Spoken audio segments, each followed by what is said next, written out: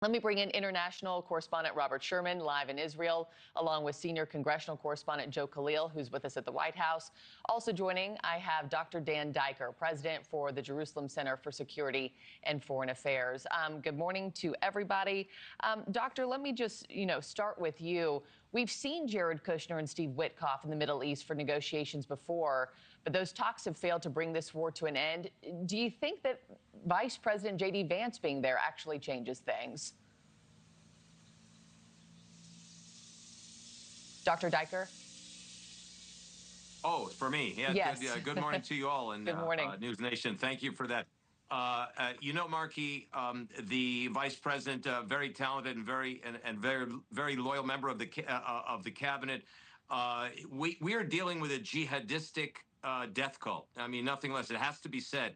The Iranian regime has never kept one letter of an agreement, beginning with the revelations in 2003 that they were building a military nuclear program. And in the last 23 years, time after time after time. So this may be ceasefire from a U.S. point of view. From the Iranian regime point of view, this is a cease, comma, and fire strategy, which allows them to rebuild, resupply, re-energize, and focus their energies on trying to divide Israel from the United States, these two great allies that have done everything they could to try to end any kind of nuclear weapons program, and they're still in the middle of that process. So the record of the Iranian regime has been weak in terms of keeping to any signed agreement, and I would be suspect that they would keep to these as well. We already see that they've closed the Straits of Hormuz against the president's demand. Yeah, very quickly after the ceasefire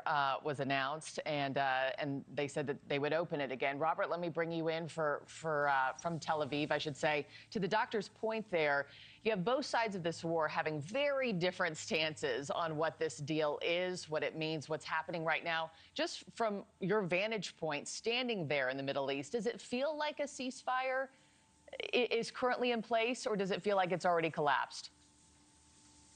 What I would say, Marky, is that we live in a different world today than we did yesterday, because there were missiles that were going all over the region and drones going all over the region. There is this feeling on the ground here that things are a bit more stable, particularly here in Israel. But as we've seen time and time again in the Middle East, it only takes a single moment for the whole dynamic to change. And I would point out the fact that, as you have these talks that are on the docket here, that doesn't necessarily mean that the ceasefire is going to hold for the entirety of 2 weeks. In the summer of last year, the United States had negotiations on the docket with Iran and determined that the Iranians were not being earnest. That's when we saw Operation Midnight Hammer. Once again, earlier, just a couple of weeks ago, you had negotiations on the docket slated to take place in Vienna, and the United States' position was Iran was not being earnest in those negotiations. That's when these operations began here as well. So this is certainly being viewed as a temperature test for the whole region, but I would say that the standard operating procedure here in the Middle East is one that is very, very distrusting of Iran in general and making good on any promises or any deals that they may be making here. So there's a lot of skepticism about the coming days and weeks. Yeah, which are consequential, to say the least. Here's what Vice President J.D. Vance claims are the president's red lines. Take a listen. What the president has said is that we don't want Iran to have the capacity to build a nuclear weapon. The president's also said that we don't want Iran enriching towards a nuclear weapon, and we want Iran to give up the nuclear fuel. Those are going to be our demands during the negotiation. Yeah, the Iranian foreign minister has made it known repeatedly Iran is not going to give up that enriched uranium or its program. But, Dr. Diker, I found it interesting in President Trump's late night Truth Social post. He says it was agreed to a long time ago, despite the fake rhetoric to the contrary, no nuclear weapons. I'm curious, if Iran has agreed to that, then why is it still buried? And why are we still keeping an eye on it, according to War Secretary Pete Hegseth yesterday? Because we're dealing with an Iranian regime, and let me just put it very, very bottom line. They lie for a living. They do not. This is a messianic regime that murders tens of thousands of its own people.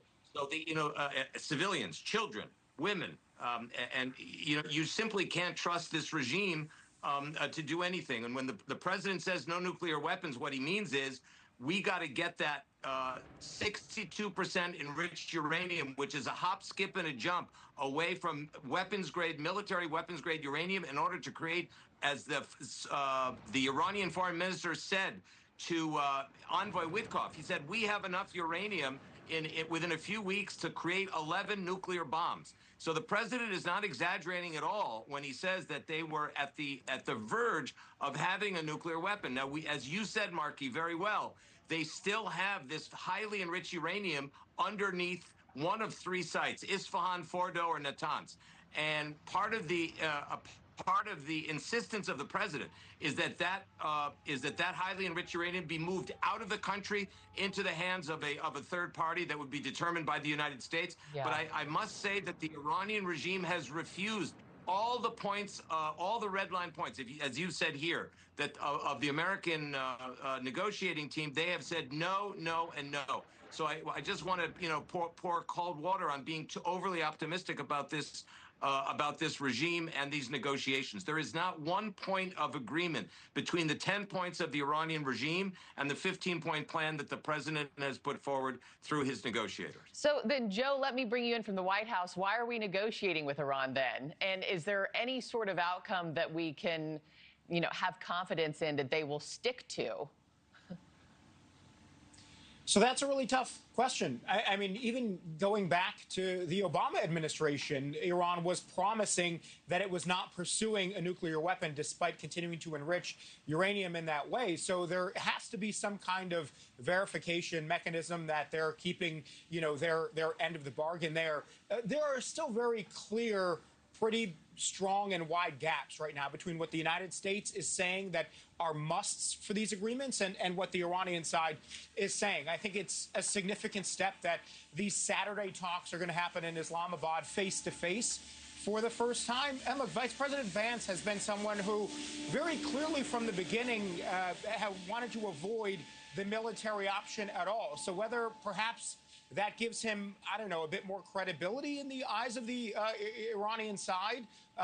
We will see. We will see on Saturday. I think there's a lot to be sorted out between now and then. But obviously, it's going to be a pretty tough task when the starting positions seem to be pretty far apart and both sides are saying different things about what proposals are on the table right now. Oh, to be a fly on the wall this weekend in that bargaining room. Dr. Dan Diker, Robert Sherman, Joe Khalil, thank you all for your time and appreciate your insights this morning. Stop